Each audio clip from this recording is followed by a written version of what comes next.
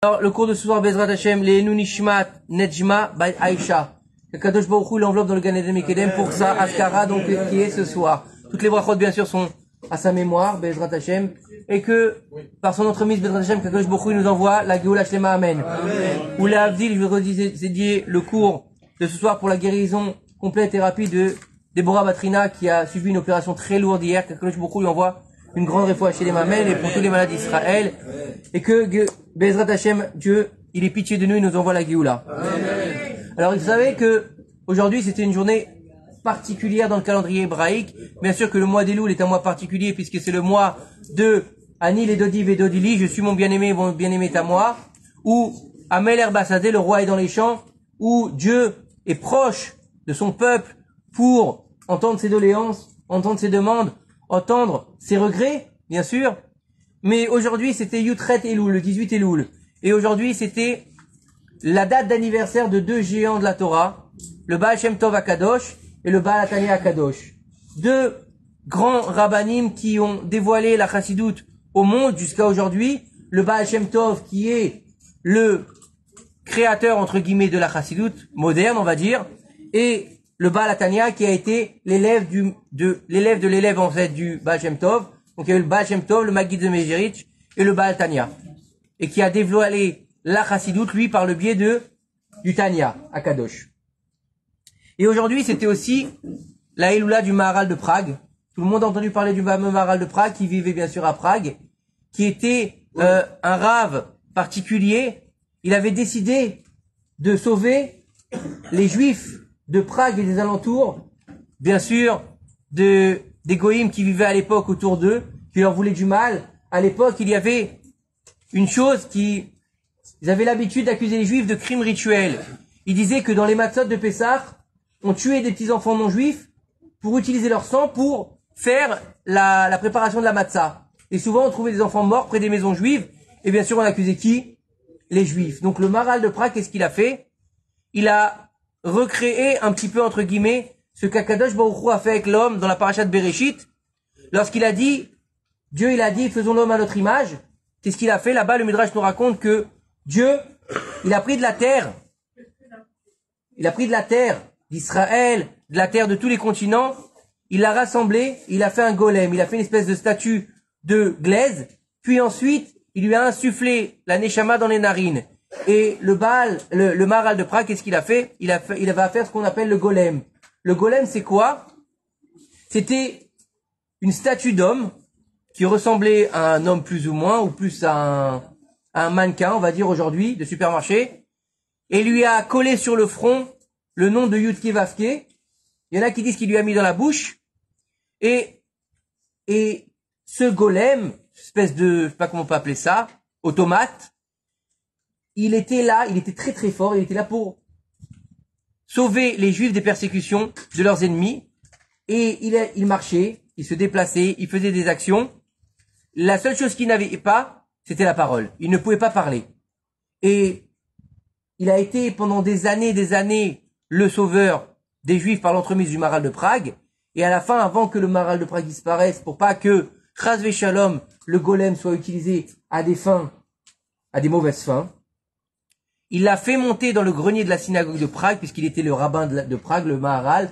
Il a fait monter dans le grenier le golem, il lui a demandé de s'allonger. Il l'appelait Yossele, le golem. Et là-bas, il lui a demandé de s'allonger, et il a fait exactement comme les morts. Il lui a couvert les yeux, il lui a enlevé le Shem Hashem, et il est redevenu inanimé. Et on dit qu'après ça, nos sages nous disent que la porte du grenier, elle a été scellée. Et que les nazis, quand ils sont arrivés à Prague, ils ont voulu faire exploser cette fameuse porte et qu'ils n'ont pas réussi. Voilà pour la petite histoire du Maharal de Prague. Et c'était aussi aujourd'hui la Ilula de Rav Abdallah Somer. Alors, qui c'est le Rav Abdallah Somer? C'est vrai qu'on connaît plus le Maharal de Prague, on connaît plus le Gal de Lvina, mais le Rav Abdallah Somer, c'était pas n'importe qui. C'était le Rav Arashi d'Irak, de Bagdad.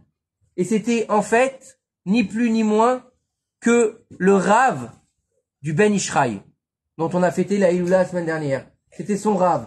Il faut savoir que lorsque le Ben Ishraï, il a commencé à se dévoiler au monde déjà dans son plus jeune âge, déjà vers l'âge de 14 ans, il donnait des cours de Torah dans la grande synagogue de Bagdad.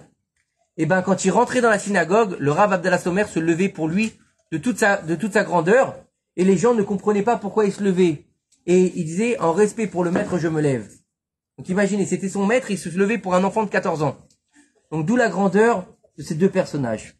Maintenant, vous savez que au jour d'aujourd'hui, on est passé dans la deuxième partie du mois de Elul. On se rapproche à grands pas de Rosh Hashanah. D'accord? Vendredi prochain, c'est Rosh Hashanah. Cette année, on ne sonnera pas du shofar le premier jour, mais le deuxième jour, puisque nous ne sonnons pas de shofar à Shabbat. Il a un digne de Mouxé. Donc on va pas sonner du shofar le premier jour. Le deuxième jour, on sonnera du shofar. Et on va bien sûr sonner du shofar là, tous les jours pendant les slichot. Et on va s'arrêter la veille de Rosh Hashanah pour que ce soit un moment de renouveau. Et le shofar, bien sûr, ça fait écho à quoi? Ça fait écho à la Akedat Yitzhak, celle qu'on va rappeler le jour de Rosh Hashanah. D'ailleurs, dans la Torah qu'on va lire le jour de Rosh Hashanah, on va lire, d'une part, l'annonce de la naissance d'Yitzhak Avinu. Oh, Yaakov. Non, c'est pas Yaakov, c'est Yitzhak. Pas de problème. Je me suis dit, j'ai peut-être dit une bêtise, je me suis peut-être trompé de nom. Donc, le premier jour, on va lire dans la Torah la naissance d'Yitzhak Avinu, quand les anges ils vont venir chez Abraham, en lui disant, ta femme, elle va tomber enceinte, et elle va avoir un fils, et là-bas, elle arrive.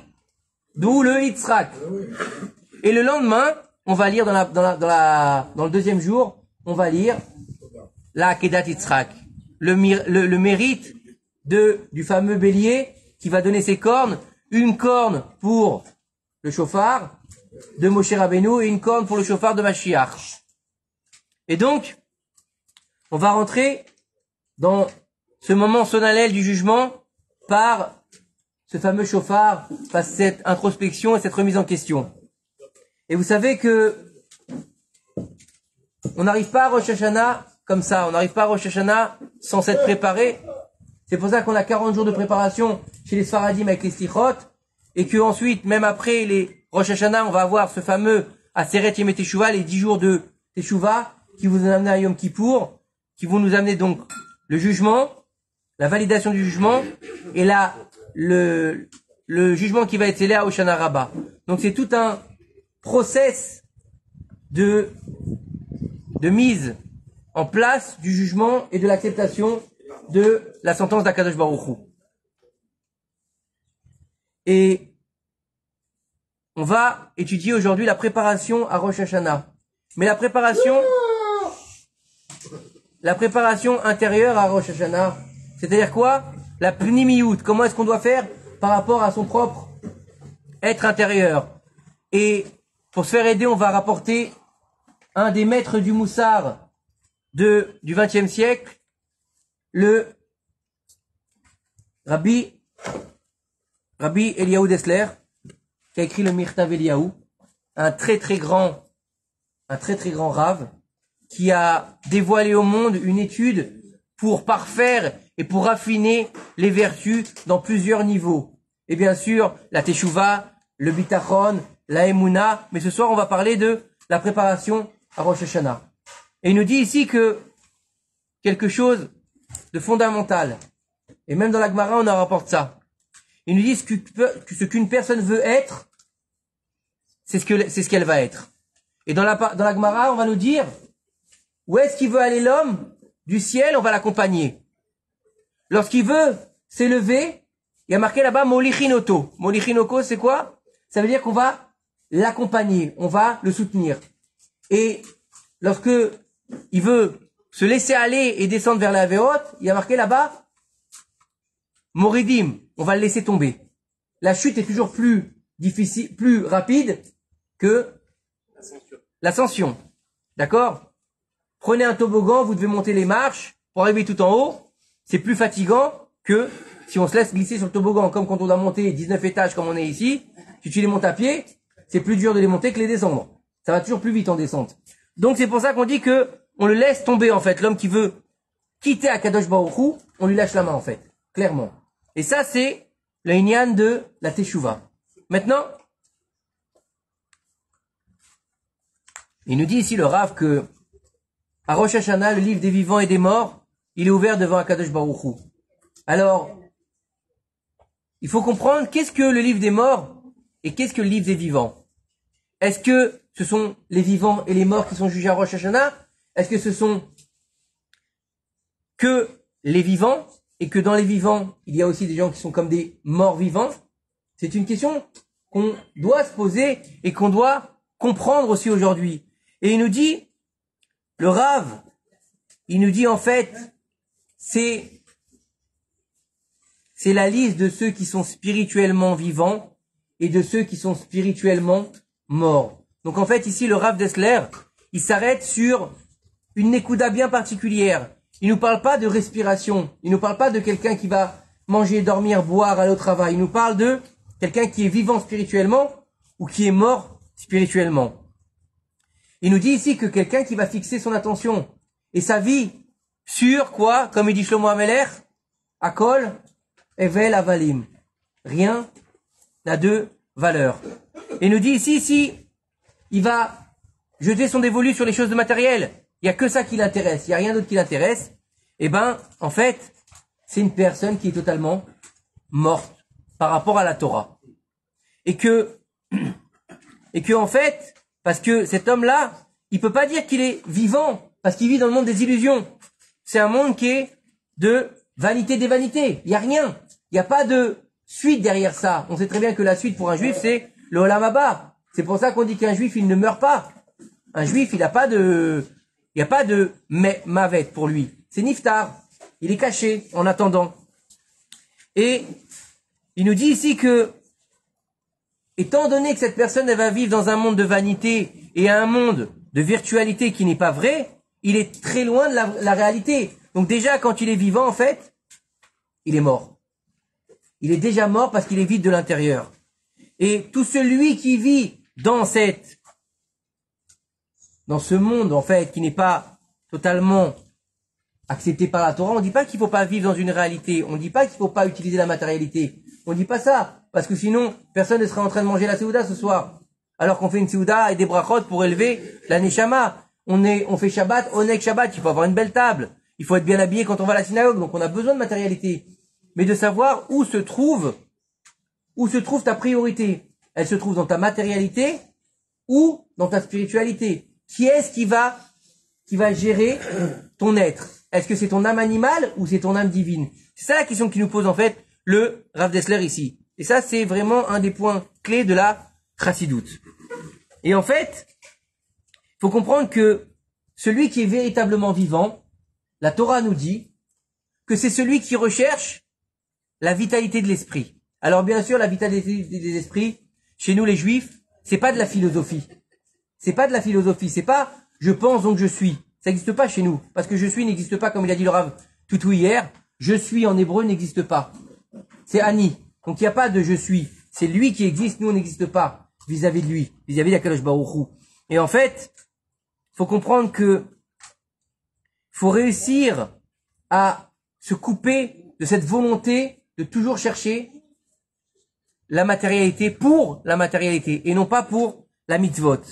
Et celui qui arrive à utiliser en fait le monde, mais sans être dépassé par cette matérialité, surtout en 2023 de l'ère vulgaire. Je sais pas si vous remarquez aujourd'hui, la matérialité, elle arrive à un point incroyable. On est devenu des produits de consommation, que ce soit au niveau de la nourriture, ou que ce soit au niveau des habits, ou que ce soit au niveau même des couples. Aujourd'hui, on se marie et on divorce, comme on boit une canette de coca, on la jette. J'ai pas raison? Il y a plus, je veux dire, on consomme. Il faut absolument consommer de la nourriture, il faut consommer toute drogue, il faut consommer des partenaires. Et plus on consomme, et plus on a l'impression qu'on est dans le move. Plus on a l'impression qu'on existe. Plus on est vu sur les réseaux, et plus on existe. Et quelqu'un qui n'a pas de vue sur les réseaux, en général, il est mort. Et ils ont une vie qui est complètement virtuelle et fausse. Combien de pubs ont été faites sur les gens qui ont l'air d'être heureux sur les réseaux sociaux et derrière, en fait, ils sont très malheureux. Ils se suicident, ou bien des choses très graves. Donc tout ça, c'est que du paraître. Et nous, on doit être dans l'être. Et en fait, il nous dit ici que plus tu vas t'éloigner de la matérialité. Pas chas shalom, tu vas commencer à plus manger, tu vas faire des jeûnes toute la journée, et que tu vas plus t'acheter d'habits, et tu vas avoir une chemise, et tu vas la mettre toute la semaine, et tu vas la laver pour Shabbat. On parle pas de ça, on est bien d'accord, hein. On n'est pas des ermites. Non, on parle pas de ça. On va dire que tu vas t'éloigner du besoin de la matérialité. C'est-à-dire que tu vas te contenter de ce que tu as. C'est qui l'homme heureux? C'est celui qui se contente de ce qu'il a. C'est celui qui est content de son sort. D'accord? Et donc, tu vas t'éloigner de cette matérialité pour te rapprocher de ton créateur. Pour te rapprocher de celui qui va te juger, justement. Qui c'est qui va te juger, les hommes ou Dieu? Rosh Hashanah. Excusez-moi, ça résonne beaucoup, c'est très compliqué.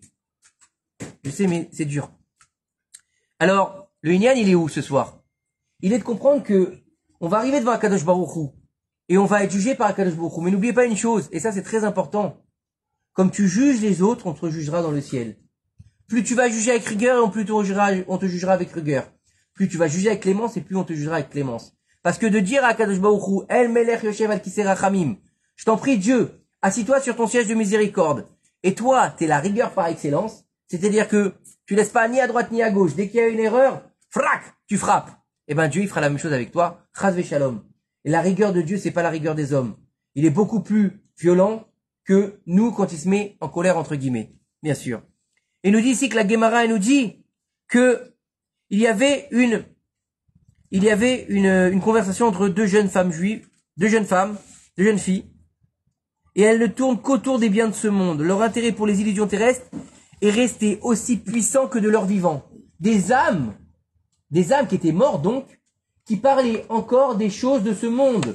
Et en fait, il nous dit ici, en fait, que l'épreuve de la personne qui vit dans la matérialité, celui qu'on nomme, on va faire une généralité, d'accord, pour comprendre les choses, le rachat, celui qui n'a vécu que pour son estomac, que pour kiffer, que pour ça. Comment? Voilà, il a grossi. Donc celui-là, écoutez bien ce que va nous dire le Rav Dessler. Celui-là, il va devoir passer l'épreuve, ce qu'on appelle le kafakela. Et le kafakela, c'est quoi? Le kafakela, c'est même pas le Gehinam. C'est plus violent que le Gehinam. D'être brûlé dans le Gehinam, c'est déjà une grandeur. D'arriver à être dans l'enfer, on va appeler ça en français l'enfer, c'est déjà pas mal. Le kafakela, c'est en dessous l'enfer, c'est encore plus violent. Et il nous dit ici, en fait, que l'âme, elle va être catapultée d'une extrémité à l'autre du monde, et en fait, elle va éprouver le manque qu'elle aura eu dans le monde. Vous imaginez la frustration? C'est-à-dire que quand tu es frustré dans ce monde, tu vas être frustré pour 70, 80, 90 ans. Et à bout d'un moment, ça s'arrête.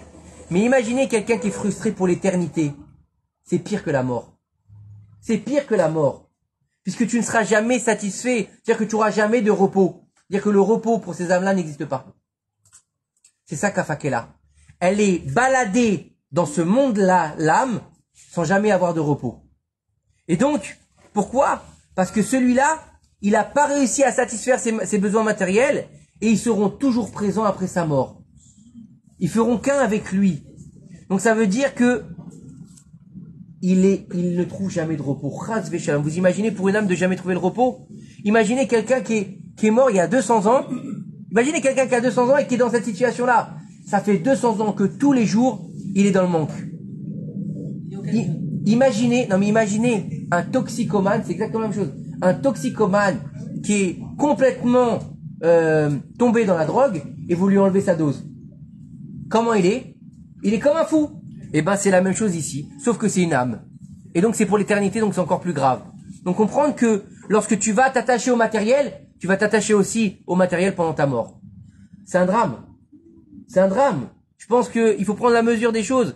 Je sais que ces fois c'est difficile à entendre, mais quand les rabbanim ont écrit ces choses-là, quand le Rav Dessler il a mis ça sur papier, et vous savez qu'à l'époque il n'y avait pas beaucoup de cours de Moussar. Le Rav Dessler a été un des premiers pionniers du Moussar au public. Et il a pris beaucoup de risques. Et il faut comprendre que si on les dit aujourd'hui, c'est qu'on a besoin de les entendre. Parce que on choisit pas forcément les cours qu'on fait. Et en général, on les prépare pas. Donc ça, je dis à Khabradit. savais pas de quoi j'allais parler ce soir, je vous dis franchement. Hein. Je savais que je voulais parler de Rosh Hashanah, je savais pas de quoi je voulais parler. J'ai pris le Mirta Eliyahu, j'ai ouvert et j'ai choisi ce cours-là. Donc c'est que ce soir on devait parler de ça. Et il nous dit, par contre, ceux qui sont attachés à la spiritualité, qui sont attachés à Kadosh Baruch Hu. Donc lorsqu'ils vont partir après 70, 80, 90 ans, 120 ans, Admé Avesrim comme on dit, eh ben eux, ils vivront la plénitude de l'âme. Ils seront en fait, comme il dit dans Michelet, ceux qui m'aiment hériteront de l'être. C'est quoi l'être? C'est Kadosh Baruch Hu. Ça veut dire que ils vont se coller à Kadosh Baruch Hu et ils vont vivre comme si ils avaient un battement de cœur illimité. En fait, ils sont totalement vivants, alors qu'ils sont plus vivants. Mais c'est ça la vraie vie, c'est une vie pour l'éternité. Et c'est vrai que c'est difficile de se dire, mais ce que tu nous dis ce soir, on peut pas le comprendre. On peut pas le comprendre. C'est flou pour nous, on l'a jamais vécu. Et moi, je vous invite à aller écouter, pour un peu goûter, entre guillemets, cette idée-là, des personnes qui sont mortes cliniquement et qui racontent ce qu'elles ont vécu. Juifs ou pas juifs, hein. Regardez là-bas ce qu'ils disent, comment ils sont apaisés et comment ils sont tirés vers cette fameuse lumière qui leur donne de la vie. Ils disent tous la même chose. On a vu une lumière alors qu'on était mort, on avait l'impression d'être vivant. Allez voir là-bas, je vous invite à voir, c'est assez impressionnant. Et donc, étant donné qu'ils ont quitté leur enveloppe charnelle et qu'ils sont plus du tout collés à leur matérialité, ils sont totalement heureux. Et il nous dit ici, il a dit, Imen animi, Imen anili, mili. Si je ne suis pas pour moi, qui est pour moi? Il nous dit ici, en fait, qu'est-ce que j'ai à espérer si je ne possède pas ma vraie personnalité? Ça veut dire si je ne suis pas moi-même. Et encore une fois, on l'avait déjà expliqué dans plusieurs cours, que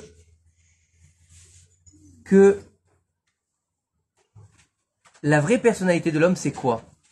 Nous, on pense tous que, attention, faut tous être des rabbins, faut tous être des raves, faut tous être des grands érudits en Torah.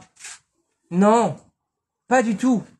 Le Inyan, on te demandera après 120 ans, est-ce que tu as été celui qu'on a envoyé sur terre? C'est-à-dire, est-ce qu'on t'a demandé, toi, de faire un Kiddush Hashem en tant que médecin?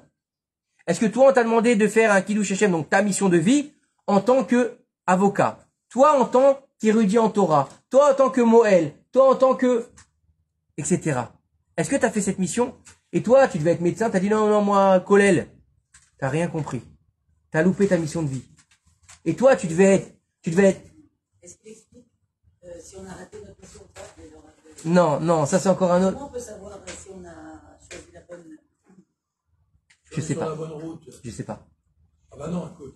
Je sais pas, je veux pas vous répondre. Je suis venu pour avoir des réponses, pas pour avoir des questions. Hein. Mais si, Elia, on est là pour avoir des questions, puisque la seule réponse qu'on peut avoir, c'est déjà une question. Ma anachnu. Qu'est-ce qu'il a dit? Qu'est-ce qu'ils ont dit Moshe et Aaron? Ma anachnu. Ça veut dire que c'est même pas qu'est-ce qu'on est, c'est nous on est une question. Et la question, la seule moyen de l'avoir, c'est quoi? C'est de faire teshuva. C'est quoi teshuva? C'est pas une réponse. C'est la chouv el Hashem. Revenir vers Akadosh Baruch Hu. Puisque c'est la source de toutes les réponses. Elle est là la réponse. La mission de vie, on est là pour réparer un pan de notre neshama. Vous savez que on est tous des âmes qui sont revenues sur terre. Et on est venu des fois pour réparer une ou deux ou trois niveaux qu'on a échoués. Et il se peut même que notre âme, elle soit revenue dans la même génération dans plusieurs personnes. Et plusieurs sexes. Elle peut être dans des hommes, elle peut être dans des femmes. Une seule âme. Elle peut être divisée. Et il faut comprendre que la mission de vie en général, on te dit que, moi j'avais entendu une fois comme ça, pourquoi t'es venu sur terre? Pour réparer en fait, ce que ton guigoul précédent n'a pas fait. Et comment tu sais c'est quoi? Alors j'avais écouté un cours, je sais plus, je crois que c'était du Rav Meir Eliyahu, qui disait en fait c'est la chose que tu as le plus de mal à faire. Le truc qui est le plus difficile à réaliser. Pour un, ça va être la débauche. Pour l'autre, ça va être les yeux. Pour l'autre, ça va être les tefilines. Pour l'autre, ça va être la tsniout. Pour l'autre, ça va être le manger cachère. Et là, c'est ta mission de vie, en fait. Après, ta mission de vie, encore une fois, Kadosh Baruch Hu, il met les gens sur un chemin, sur une voie. Faut l'accepter ou faut pas l'accepter. Comme il dit le Rav Sitruk Zichron Livracha, dont c'était la Iloula Shabbat, il disait, la teshuva, c'est comme le métro. Quand la porte, elle s'ouvre, C'est automatique. Ou tu montes pas. Et c'est pareil, tu veux ta réponse, monte dans la rame. Va chercher à la source. C'est quoi la source à Kadosh Baruch Hu? Donc il faut comprendre que on peut pas avoir des réponses complètes. Pourquoi? Parce qu'on est limité. Pourquoi on est limité? Parce qu'on est que des êtres humains. Parce que déjà, on est en dualité d'une part, et ensuite de ça, eh ben, on est limité aussi dans notre sechel, puisqu'on est des êtres humains. Le seul qui a la vraie réponse, c'est Dieu. Alors on continue. J'ai répondu un peu quand même? Un petit peu? Et il te dit ici que quand tu vas être à la recherche de la matérialité, tu vas forcément regarder ce qu'il a à l'autre. L'herbe du voisin est toujours plus verte. Donc tu vas jamais être satisfait parce que tu vas toujours regarder l'autre. Ça s'appelle Aïnara. Et qu'est-ce qu'on avait dit une fois il y a quelques semaines au cours? 90% des gens, ils meurent du Aïnara. Pas l'Aïnara qu'on leur fait, l'Aïnara qu'ils ont vers les autres. Parce qu'ils sont tellement aigris de ce qu'ils n'ont pas qu'ils en meurent. C'est un... Coupez-moi. Mon pauvre père, c'est Chrono le Bracha. Oui. Je repose son âme. Amen. Il disait, la personne qui regarde toujours ce qu'a le prochain n'est jamais heureuse. Et bien exactement, c'est ce que je viens de dire, vous avez raison. Il avait raison, votre père. Et ben voilà, c'est exactement ce que je viens de dire. Et c'est la vérité. Parce qu'en fait, non seulement tu n'obtiendras pas ce que tu auras, mais en plus tu perdras ce que tu as déjà. La jalousie, elle fait perdre à l'homme. Comme il y a marqué dans la Masechet Avot, la kin'a, la ta'ava et le kavod fait perdre le monde à l'homme. La kin'a, la jalousie, la ta'ava, les envies, c'est plus que des envies, parce que tu peux avoir envie de quelque chose. C'est la passion, la passionnelle, l'envie de manger, les 7 péchés capitaux, on va dire. D'accord? Et le kavod, et donc le besoin d'avoir des honneurs, sortent l'homme du monde. Donc il faut faire attention quand même. Donc, il faut comprendre que si tu vas chercher que la matérialité, tu risques de perdre ton monde. Alors que celui qui essaye de ramener les autres vers la Torah, il va donner de lui-même. Plus tu donnes, plus tu reçois. Mais il faut faire très attention. Faire très attention. Que celui qui va essayer de ramener les autres vers la Torah, qu'il soit lui-même imprégné de Torah. Parce que s'il n'est pas imprégné de Torah, non seulement lui il se perd parce qu'il est vide, et il peut perdre les autres. Il y a quelques temps de ça, il y a un ou 2 ans, j'avais une discussion avec un de mes collègues, et on discutait justement de tout ce qui se passe aujourd'hui avec les mouvements de Teshuvah en masse dans les synagogues par des rabbes, et il y en a de toutes sortes, et il y en a à prendre et il y en a à laisser. Et il disait, il y a certains rabbanim aujourd'hui, on va les appeler comme ça, on fait pas de problème. Certains rabbanim que 30 ans, ils se sont réveillés, ils ont fait Teshuvah. 32 ans, ils sont devenus Rav Admour Shlita. D'accord, 2 ans après. Ils ont une barbe comme ça, ils ont des papillotes comme ça, des oreilles d'éléphant, et ils font des cours et des cours et des cours. Des cours et ils sont posek halacha, etc. Il te dit non. Il te dit cela, faut faire très attention à eux. Parce que c'est des gens qui n'ont pas étudié la Torah. Ils connaissent des histoires, ils savent bien parler, et en fait ils brodent autour. Et donc leur Torah elle n'a pas de base. Donc tout ce qu'ils transmettent c'est du vide. Donc les gens qui font échouer avec ça, écoutez bien, hein, ça vient de Rav Yoram Zichron Livracha, un jour ou l'autre ils tomberont. Les gens qui ont fait échouer avec ces gens-là, ils tomberont. C'est terrible ou pas? Parce qu'ils sont vides. C'est un danger, voilà exactement. Et il dit en fait que, et le plus important, après encore une fois on parle des gens, on parle des rabbanim, ceux qui se disent rabbanim, mais que par exemple tu vas aller voir ton ami, et tu vas lui dire un Dvar Torah, et que tu as compris que tu vas lui transmettre, c'est pas pareil. On parle pas de ça. Il dit non, au contraire, ça c'est bon. Pourquoi? Parce que ce qui sort du cœur, il rentre dans le cœur. Il nous dit le Rav Dessler ici, il nous dit que pour pouvoir faire pénétrer ta Torah dans le cœur de l'autre, il faut qu'elle ait pénétré dans ton cœur.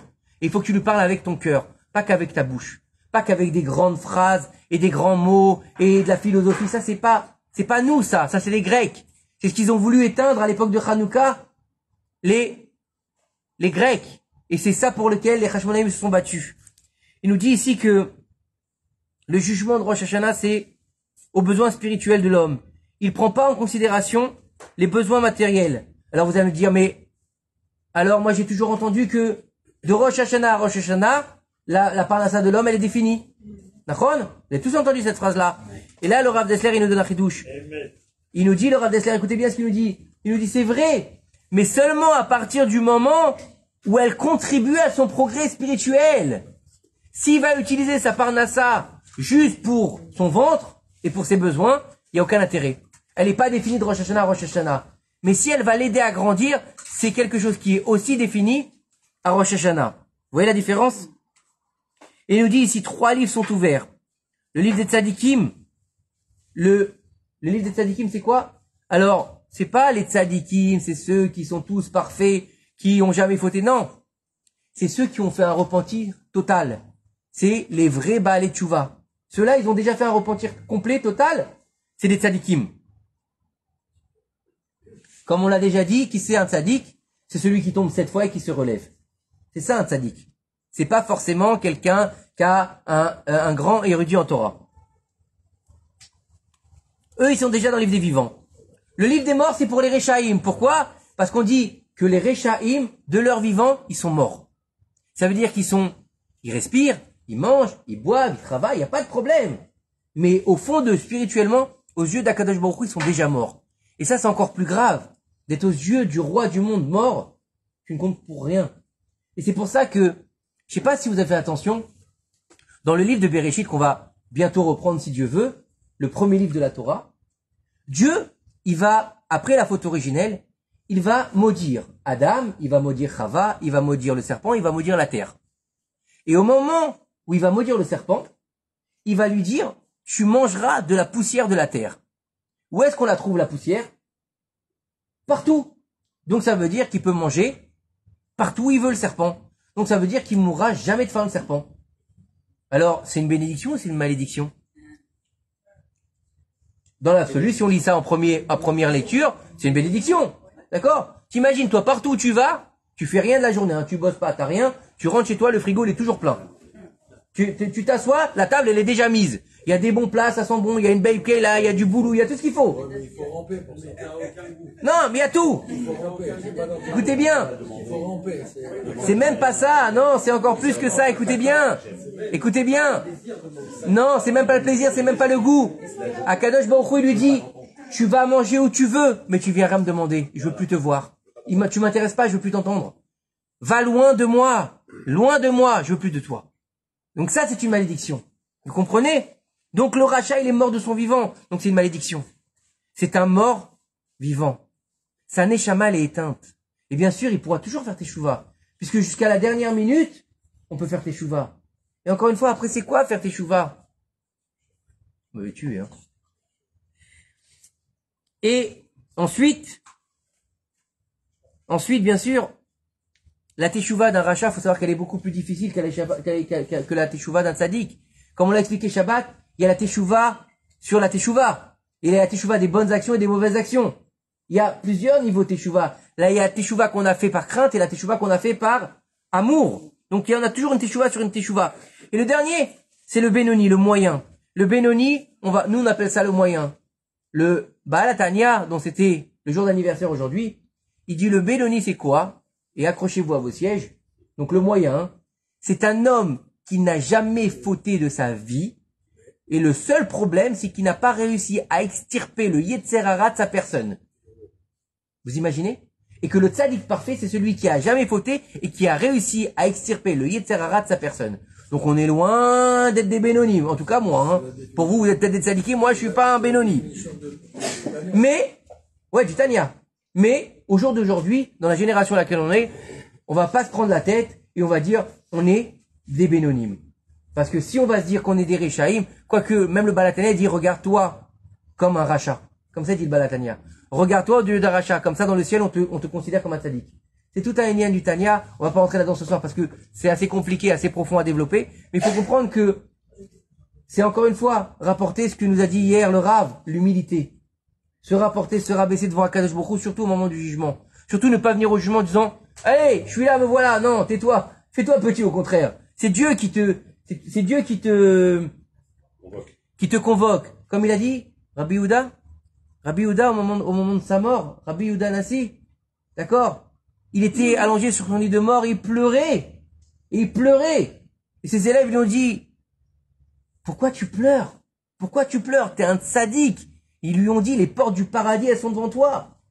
Il leur a dit, je vais dans un endroit où je ne connais pas. Il leur a dit, si je me retrouvais devant un tribunal de chair et de sang, j'aurais déjà l'appréhension de savoir est-ce que je vais avoir une sentence dure ou une sentence d'acquittement.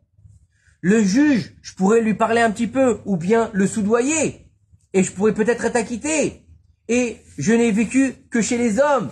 Mais là, je vais me retrouver devant le maître du monde, qui connaît les pensées, et qui sonde le cœur de l'homme, dont je ne peux pas amadouer par mes paroles, ni donner des pots de vin, puisque c'est lui qui dirige le monde et qui possède tout. Et je n'aurai pas peur. Et je n'aurai pas peur. Vous savez ce qu'ils lui ont dit? Et je ne pleurerai pas. Ils lui ont dit, notre maître, s'il te plaît, bénis-nous. Vous savez ce qu'il leur a dit? Que la crainte du ciel que vous aurez soit comme la crainte des hommes. Il leur a dit, c'est ça la bénédiction que tu nous donnes. Il le dit, si seulement c'était ça, ce serait déjà bien. Ça veut dire quoi? Ça veut dire que lorsqu'un homme, il va pécher, il va voler, il va aller faire des bêtises. Qu'est-ce qu'il fait en général? Il dit quoi? Pourvu que personne me voit. Mais t'oublies que Aïn Roa, Ozen Shoma'at, et tout est noté.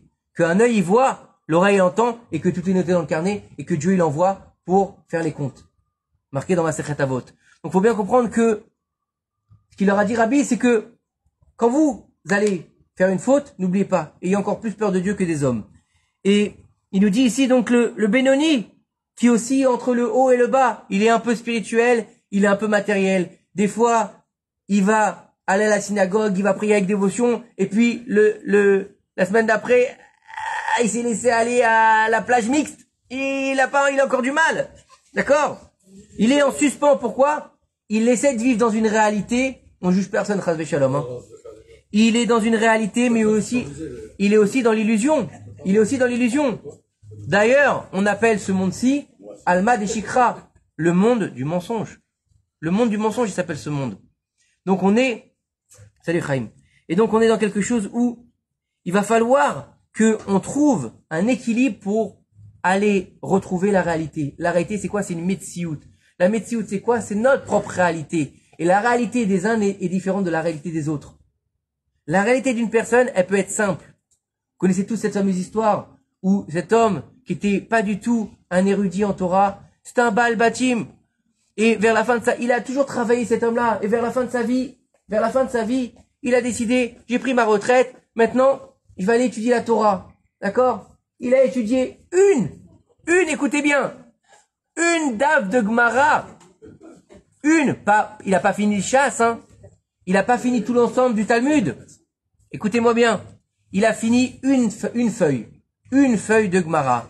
À la fin de la feuille, il a fait une fête. Comme s'il avait fait un Siyum Masechet. Ok? Le lendemain matin, ils l'ont retrouvé mort dans son lit. Son niveau à lui, c'était de finir une feuille. Il y en a qui ont la possibilité d'être plus. C'est ta mission de vie. Tu comprends? Et en fait, il nous dit ici que tout ce qu'on va devoir réaliser et mettre en place par rapport à nos jugements, il se passe dans nos pensées. Pourquoi? Parce que tu peux être, aux yeux des gens, un tzaddik, mais si derrière, tu fais que penser mal, imaginez quelqu'un qui va à la synagogue, d'accord? Il va à la synagogue, et pendant toute la prière, au lieu de suivre la prière, il regarde les gens qui sont dans la synagogue, les fidèles, et il dit, ah, celui-là, je peux pas le blairer. Ah, celui-là, c'est vraiment un abruti. Et celui-là, il pense, hein, il a rien dit. Celui-là, c'est un voleur. Celui-là, c'est un magouilleur. Vous croyez vraiment que Dieu veut de sa prière? Hein? Ou quelqu'un qui va à la synagogue, il est en train de mettre ses tefilines. Il dit, j'en ai marre de mettre mes tefilines. Qu'est-ce que ça me saoule? Encore, il faut prier. Si seulement on pouvait être goy. Chas Shalom. Est-ce que vous croyez qu'elle est bien sa prière? Est-ce que vous croyez que dans sa pensée elle est propre? Non. Et c'est ce qu'il nous dit ici, que le rachat, il a des mauvais points, lui. Lui, il a des mauvais points, il s'est éloigné d'Akadosh Baruch Hu. Le tzaddik, il a que des bons points. Le Benoni, il a des bons points, il a des mauvais points. Et après, on va faire la balance. Qu'est-ce qui est bon point et qu'est-ce qui est mauvais point? Et c'est pour ça que le Benoni, qu'est-ce qu'il a, les Aseret Yemei Teshuvah? Vous avez compris ou pas? On lui donne on lui donne du rab, au Benoni. Et c'est pour ça que les Aseret Yemei Teshuvah, c'est des jours où on va tous les jours rappeler à Melech HaKadosh. Pendant les Aseret Yemei Teshuvah, les 10 jours qui séparent Rosh Hashanah et Yom Kippour, on parle de la grandeur du roi du monde. Donc on est comme on va dire, Im Kebanim, Im Kavadim, où on est ses enfants, où on est ses serviteurs. Donc on va devant le roi et on lui demande de nous gracier. Et c'est une grâce du roi du monde, donc c'est la meilleure des grâces. Il faut savoir que, des fois, il y a des niveaux qu'on peut pas comprendre. Écoutez bien, il y avait un roi qui s'appelait Yeroboam ben Nevat. Yeroboam ben Nevat, c'était un très grand rachat. D'accord? Il est devenu roi d'Israël, donc des 10 tribus, sur les 12 tribus, 10 tribus. Il avait construit un temple à Bethel, un temple d'idolâtrie à Bethel, et il y a un prophète de Dieu qui est venu le voir. À ce moment-là, d'accord, il était en train de faire une avodazara sur un autel. Il était en train de faire des sacrifices à la avodazara, d'accord, à l'idolâtrie. Le prophète, il lui a dit, tu vas être condamné au nom d'Akadosh Baruch Hu. Tu vas périr et tu vas avoir, et il lui a fait des remontrances. Qu'est-ce qui s'est passé? Au lieu d'être impressionné de dire, c'est un juif, hein? Il était très érudit même, Yeroboam ben Nevat. Au lieu de dire au prophète, t'as raison, désolé, j'ai fait une erreur, j'ai abusé, il a mis la main vers l'autel pour qu'on arrête le prophète. À ce moment-là, sa main s'est paralysée et il n'a pas pu la ramener vers lui. Il a vu que Dieu l'avait puni. Qu'est-ce qu'il a fait? Il a dit au prophète de grâce, demande à ton Dieu et prie-le pour que je puisse ramener ma main et être guéri. Vous avez entendu ce qu'il lui a dit? Demande à Hachem, ton Dieu. Ton Dieu, pas mon Dieu, alors que c'est un juif. Pourquoi est-ce qu'il lui a pas dit ton Dieu? Mon Dieu, il aurait dû lui dire mon Dieu. Ah, il est préféré fermer la fenêtre. Et nos sages nous disent déjà, comment est-ce qu'il aurait pu dire mon Dieu? Comment est-ce que tu peux dire mon Dieu alors que tu es en train de servir une idolâtrie? C'est pas possible. Tu peux pas dire je vais servir mon Dieu alors que toi tu es en train de zigouiller un veau ou une brebis à une idolâtrie. C'est pas possible. C'est incohérent. Et il te dit ici en fait que malgré ça, il a récupéré l'usage de sa main. Le prophète, il a imploré à Kadosh Baruch Hu, il a pu ramener sa main et recouvra l'usage comme avant. Et nos sages nous disent, qu'est-ce que ça veut dire comme avant? Ça veut dire que il n'a pas fait teshuva. Au lieu de comprendre que Dieu, il avait guéri et qu'il avait accepté, malgré la façon dont il avait parlé, sa teshuva, il est revenu comme avant. Ça veut dire que dans son cœur, il n'avait pas fait teshuva. Il voulait continuer à servir les idoles. Donc ça veut dire que il n'a pas eu honte, il n'a pas fait le vidouille, il n'a pas fait teshuva. Il a juste continué à être ce qu'il était, c'est-à-dire un mécréant. Un mécréant, il a continué à contrarier Akadosh Baruch Hu et à s'opposer à lui. Et donc, il s'est éloigné encore plus d'Akadosh Baruch Hu. Il faut comprendre que plus tu t'éloignes d'Akadosh Baruch Hu, et plus tu es recouvert des clipotes. Et plus il est difficile de faire teshuva. Et pour casser les clipotes, il faut y aller après. Alors aujourd'hui, vous savez que, à l'époque, quand on avait fait des avérotes, on faisait des privations, on faisait des jeûnes, on devait se rouler dans la neige, et bref, des choses assez difficiles pour le corps, pour faire souffrir le corps, pour que l'âme, elle soit apaisée, et aussi, qu'Akadosh Baruch Hu accepte notre pardon. Aujourd'hui, on est dans une génération qui est faible, donc on fait plus toutes ces choses-là. Il y a des choses qui sont très importantes pour pouvoir se rapprocher d'Akadosh Baruch Hu et être jugé correctement par Akadosh Baruch Hu. La première chose qu'elle s'appelle Teshuvah. Teshuvah, on a expliqué Shabbat, c'était quoi? Azivatachet. On annule, on ne fait plus la faute. Ensuite, le vidouille, de regretter ses fautes. Ensuite, on va dire ce qu'on a fait à Akadosh Baruch Hu, à personne d'autre. J'ai pas mangé cachère, j'ai été avec des femmes, j'ai volé, j'ai tué, etc., etc. On va le dire pas au rabbin, d'accord, à Dieu. En le tutoyant. Parce qu'on est proche de lui. D'accord? Et bien sûr, la dernière niveau de la teshuva, c'est ne plus recommencer à faire cette erreur. Si on est dans cette même situation, de ne pas refaire cette faute. Et donc, là, on va arriver à une teshuva. Et aujourd'hui, c'est le seul moyen de se rapprocher d'Akadosh Baruch Hu. On va plus faire des mortifications. Mais, possibilité de faire teshuva, c'est pas simplement dire j'ai fait teshuva. Où est-ce qu'on va faire les mortifications? Au lieu de se flageller, et ben on va étudier la Torah. Lorsqu'on va étudier la Torah, nos sages nous disent, c'est le meilleur moyen et le meilleur remède pour se rapprocher de la Kadosh Baruch Hu et pour faire teshuva. C'est la seule chose qu'il y a aujourd'hui. La Torah. Tu étudies la Torah, homme ou femme, tu vas te raffiner, tu vas te peaufiner, tu vas te rapprocher de Dieu. Plus tu vas étudier, et plus tu vas te rapprocher de Dieu. Par contre, il y a un vrai danger aujourd'hui, et que beaucoup de gens font, et qui est une catastrophe. Je vous assure, c'est une catastrophe. C'est les gens qui étudient tout seuls, et qui ne se concernent avec personne. Ils vont acheter un livre, ils vont l'étudier, et ils croient qu'ils ont tout compris. Ils vont allumer Internet, ils vont écouter 2-3 cours, ils croient qu'ils sont Baba Salé et Mama Salé. C'est un danger. O chavruta, o mituta. Ou tu as une chavruta qui va te donner la vie, ou c'est la mort. Comme ça disent nos sages. Pourquoi on a besoin d'avoir une chavruta? Pour pouvoir être confronté à notre étude. Vous savez, imaginez quelqu'un qui va qui va prendre un livre, surtout que c'est très à la mode aujourd'hui, de prendre des livres de Chassidut, des livres de Kabbalah, des livres de Torah qui est caché. Il va prendre un livre en français, c'est traduit, très bien traduit. Il va commencer à rentrer dans le livre. Mais s'il a jamais étudié avant, s'il n'a pas un minimum de base, qu'est-ce qu'il va faire? Il va se noyer dans les profondeurs du livre, et il va penser qu'il a compris. Donc ça s'appelle une Torah complètement biaisée. C'est ce qu'on va avoir après comme déviance, comme les écoles de la Kabbale, là où il y a Madonna et les stylistes, là, où ça va nous donner des nouvelles religions, où ça va donner des réformistes. Ça va donner des gens qui vont dire, non mais vous les rabbins, vous ne comprenez pas la Torah. Comme il a dit hier le Rav, quelqu'un vient me dire, non mais c'est pas comme ça la halakha. Je suis pas d'accord avec vous. Mais comment t'es pas d'accord avec nous? C'est la halakha. Et aujourd'hui malheureusement c'est un fardeau et c'est un fléau. Des gens qui prennent des livres et qui pensent qu'ils ont tout compris. Fais-toi un Rav qui va te suivre. Bien sûr tu peux étudier sur les réseaux sociaux, surtout si t'as pas les moyens d'aller à un cours de Torah tout le temps. Mais quand tu vois qu'il y a quelque chose qui bloque, quand tu vois qu'il y a quelque chose qui est un peu trop profond par rapport à ce que tu connais de la Torah, demande à un Rav. Va te renseigner. Tu lui as dit, j'ai entendu ça, c'est vrai? C'est pas vrai? Combien de gens, moi, ils sont venus me parler, des gens qui avaient rien à voir avec l'histoire, hein. Oh, tu sais, j'ai étudié ce qui se passe après la mort. Va déjà étudier le Chumash et le Bereshit, c'est déjà mieux. Oh, tu sais, moi, j'ai étudié les résurrections. Oh, Baba, calme-toi. Tu connais rien. Ah non, mais c'est pas grave, ça me fait kiffer.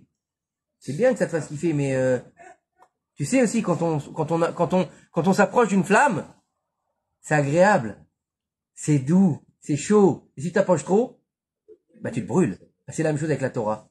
Elle peut être comme un élixir de vie, comme elle peut être un poison de mort.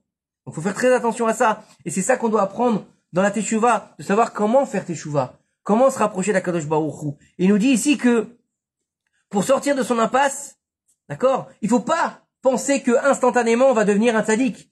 Malheureusement, quand on fait teshuva, et combien on en a vu, combien je suis sûr que vous en connaissez plein, des gens qui étaient tous les samedis soirs en boîte de nuit, qui mangeaient pas cachère, qui étaient tout le temps à Deauville, c'était les rois du casino, et puis du jour au lendemain, vous les avez croisés, chapeau, papillote, barbe comme ça, surtout, machin. Oh, qu'est-ce qui t'est arrivé? Des titites qui te font le tour comme réponse. Tu dis, oh, qu'est-ce qui t'arrive? J'ai fait teshuva.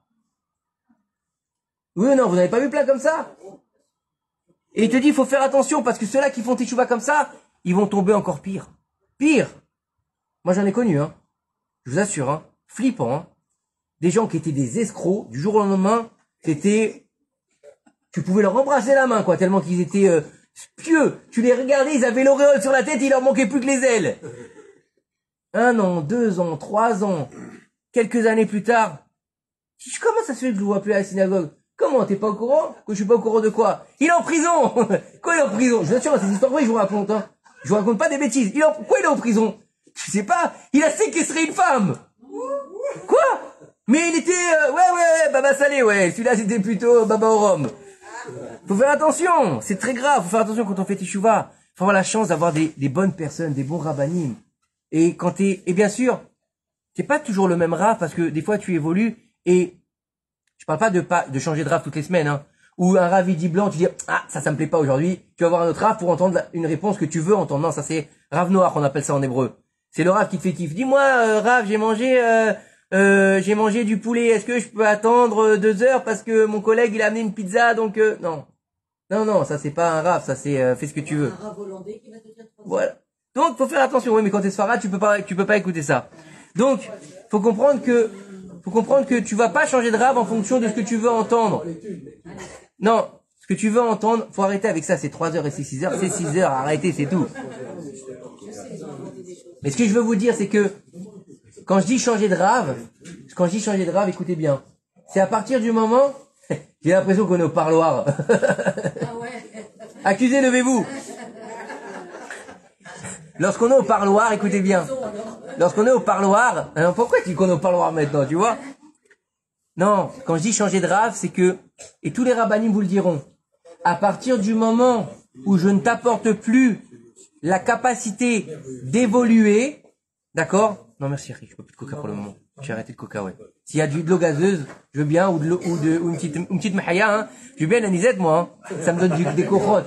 Moi, vous m'avez puni aujourd'hui. Vous m'avez mis tout seul. Je plaisante. En tout cas, Kol Kavod, on peut remercier quand même la maîtresse de maison pour tout ce qu'elle a fait. Kol Kavod.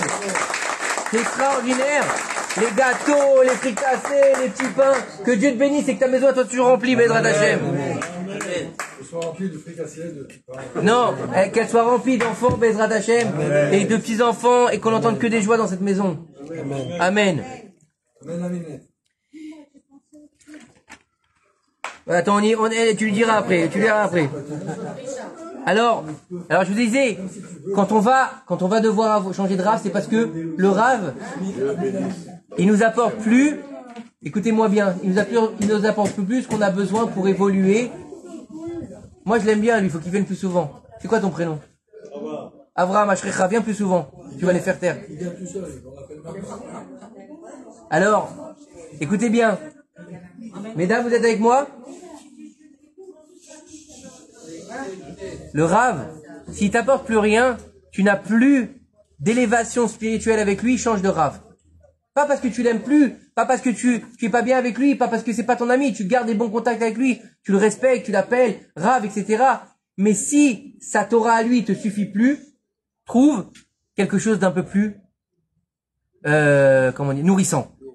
Voilà, c'est ça le truc. Mais bien sûr, d'accord, faut comprendre que, faut lui dire, faut lui expliquer, faut avoir une discussion avec lui. D'accord? Et l'évolution, elle se fait par palier, n'oubliez pas ça. Par palier. On ne devient pas du jour au lendemain Baba Salé. On ne devient pas du jour au lendemain Rav Ovadia Yosef. On n'écrit pas Yabiya Omer parce qu'on s'est levé un matin en disant j'ai eu une illumination. Ça s'appelle Mahomet. Ça s'appelle pas chez nous. D'accord? Il a écrit Yabiya Omer, Rav Ovadia Yosef Zichron Yofra, il avait 19 ans. Comment il a fait? Depuis qu'il était tout petit, c'était une lumière en Torah. C'était un enfant. Écoutez bien. J'avais lu ça dans sa biographie.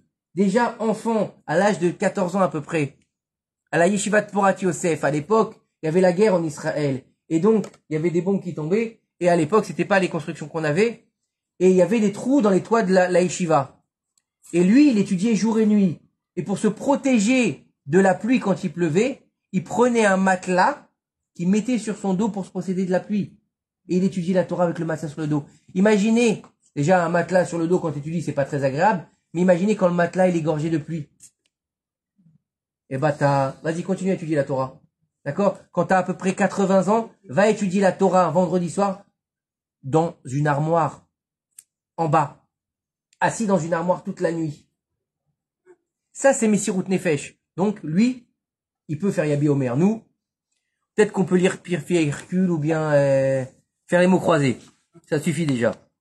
Et donc, il faut comprendre que l'effort, il doit être fait réellement dans une teshuva. C'est pas simplement d'aller au slichot. C'est bien d'aller au slichot. Et dire les chansons et de dire Chatanu lefanecha, j'ai péché. Oui, c'est bien. Mais de prendre sur soi, de revenir vers Akadosh Baruch Hu, de vouloir revenir dans cette réalité, dans cette metsiout qui nous habite en tant que peuple d'Israël, en tant que juif. Et de vouloir en fait tirer la vitalité d'une réalité qui est vraie et pas une fausse réalité. Arrêtez de se cacher derrière un écran. Masecha. Masecha, c'est quoi? Un masque. Qu'est-ce qu'il y a marqué dans la Torah? Vous ne ferez pas des Eloé Masecha, des dieux d'écran. Et aujourd'hui, on fait quoi? On dit dieux écran. C'est ça. Vous comprenez? Vous comprenez? Le Inyan, il est que la Torah, elle s'adapte à la génération dans laquelle elle est. Le message, il est le même. Le message de la Torah. Eloé Masecha, c'est tu ne feras pas des idoles. Mais Masecha, c'est un massar. Un massar, c'est quoi? C'est un écran. Aujourd'hui, c'est quoi le dieu de l'homme? C'est l'écran. C'est le smartphone. C'est les tablettes. C'est les écrans. Il y a 100 ans, il y avait des écrans? Il n'y avait pas d'écran. Eloé Masecha, des dieux. Qui est-ce qui a le pouvoir aujourd'hui? Si c'est pas ceux qui sont devant et derrière l'écran. Qui c'est qui a le pouvoir si c'est pas les médias? Si c'est pas les influenceurs et les influenceuses? Qui c'est qui a le pouvoir? Eloé Masecha, des dieux d'écran. C'est simple, hein? La Torah, elle est éternelle. Et il faut comprendre que pour évoluer dans sa teshuva, il y a des madrigotes à avoir. Un petit peu, un petit peu. Et à chaque fois qu'on va évoluer, à chaque fois qu'on va monter une marche, qu'est-ce qu'il va y avoir? Le Yetzer Hara qui va grandir avec nous.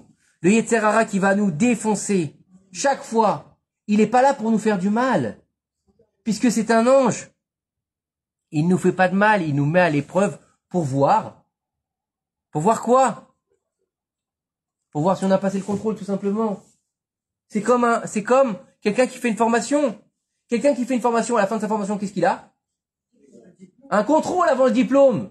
Pour avoir le diplôme, tu fais comment? Non? T'as étudié 10 ans médecine. D'accord? T'as étudié 10 ans. D'accord? T'as fait tes UV tranquille, sans rien avoir fait comme diplôme.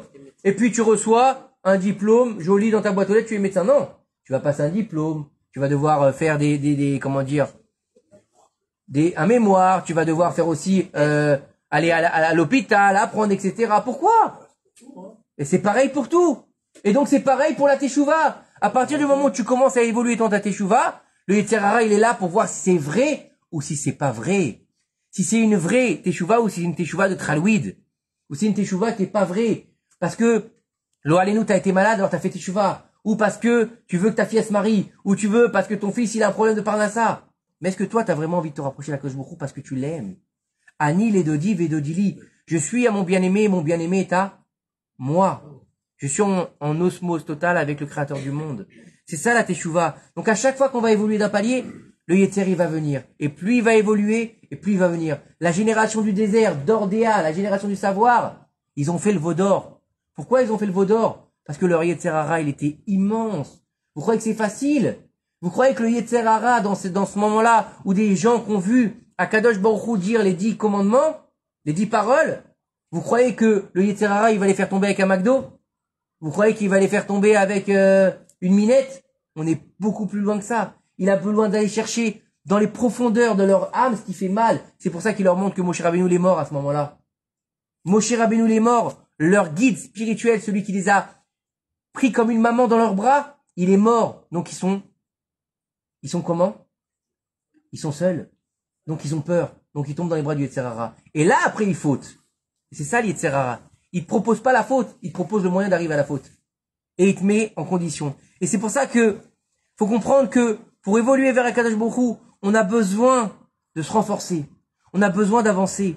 On a besoin de deux niveaux de teshuva. Un niveau personnel et un niveau collectif. Le personnel, c'est quoi? C'est nos erreurs. J'ai péché. Je me suis mal comporté. J'ai mal parlé. J'ai fait des erreurs. Pardonne-moi, Akadosh Baruch Hu. Mais de l'autre côté, Hachamnu, Bagadnu, au pluriel toujours. Je me sens concerné par mon prochain. Et je veux aussi faire partie de l'effet papillon. Quand moi je prie en Israël, peut-être que je suis en train de sauver une âme à New York. Peut-être que je suis en train de sauver une âme à Paris. Peut-être que je suis en train de faire prendre conscience à un type, à une fille, qui va commettre une erreur avec un type comme ça qu'elle a rencontré, tout ça pour une pulsion, qu'elle est en train de faire une erreur. Oh, avant de pécher, elle s'arrête. Comment ça se fait? Et elle va te dire, je sais pas, j'ai eu l'impression que Dieu me parlait. Hein? T'as craqué? Non. C'est la tfila du type qui était en Israël qui est venu la sauver. Et l'inverse aussi, il est vrai. Donc, qu'on comprenne que le Inyan, il est quoi? Le Inyan, il est d'arriver aujourd'hui à Rosh Hashanah prêt. Prêt, pas parce qu'on va faire une belle table, pas parce qu'on va s'acheter un nouveau costume ou une nouvelle chemise. Ça, c'est bien. mais c'est le folklore. C'est comment dire, le tafel, on dit ça en hébreu. Le superflu. Faut aller à l'essentiel. L'essentiel, c'est quoi? C'est pas forcément d'aller tous les jours au slichot et de dire khatati, aviti, pachati. Ça, c'est bien. Mais si dans ton cœur, t'as pas fait teshuva, à quoi ça sert? La véritable teshuva, c'est de te dire aujourd'hui, je vais peut-être encore tomber. Je vais peut-être encore faire des erreurs. Je vais peut-être encore pécher. Faut être clair, faut dire le mot. Je vais peut-être faire des avérotes, et même plus graves les unes que les autres. Mais à chaque fois, je vais me relever. Et à chaque fois, je vais avancer vers Akadosh Baruch Hu. Et on est des hommes. Et, comme il a dit le Rav hier, tu feras teshuva un jour avant ta mort. Et comme tu sais pas quand tu vas mourir, donc tu fais teshuva tous les jours de ta vie. Aujourd'hui. Et donc comprendre que la teshuva est la plus belle teshuva qu'on peut faire. C'est teshuva be'ava. Et nous, on a une chance. C'est qu'on est sur la terre d'Eretz Israël. La terre que Dieu il a promis à nos ancêtres. Avraham, Yitzhak et Yaakov. Celle que même Moshe Rabbeinu, il n'a pas pu fouler. Et nous, on est là en foule. Cette terre, à chaque moment où on est là, on fait une mitzvah. Donc, je veux dire, si Dieu, il m'a tiré vers cette terre d'Israël, c'est pour réaliser quoi? Mais pour réaliser ce qu'il t'a demandé. Mettre le roi sur sa terre et sur son peuple. C'est exactement ce qui va se passer à Rosh Hashanah. Rosh Hashanah, on a toujours dit, c'est quoi? Le jour du jugement. Le jour de Yom HaZikaron. Le jour de Rosh Hashanah. C'est le jour de l'intronisation d'Akadosh Baruch Hu sur son trône céleste, sur son peuple qui s'appelle Israël. C'est ça, Rosh Hashanah. Le premier jour où quoi? Tu intronises le roi. Amelech HaKadosh, Amelech HaMishpat. Le roi. Hachem ou? À Elohim. C'est lui le patron. C'est lui qui doit enfin aujourd'hui être mis à sa place. Où ça? Sur son kissé à Kavod. Toute l'année, tu l'as oublié. Toute l'année, tu l'as délaissé. Toute l'année, tu n'as pas écouté ses ordonnances. Toute l'année, tu es passé outre ses commandements. Et lui, il te dit, mais regardez bien, un homme de chair et de sang, d'accord, un roi qui va donner des ordres, qu'est-ce qui va se passer si tu ne les fais pas? Bah, il va te punir. Et lui, il est longanime. Il attend. Et il te dit même, regarde, dans le mois des Louls, je suis près de toi, je te tends la main. Qu'est-ce que t'attends pour prendre ma main? Et revenir vers moi pour me mettre sur mon trône divin. C'est à nous de faire l'effort de le mettre sur le trône pour pouvoir le réaliser en tant que roi sur sa nation. Et la seule nation qui peut le réaliser, c'est quoi? Israël. Baruch Adonai Leolam, Amen va Amen.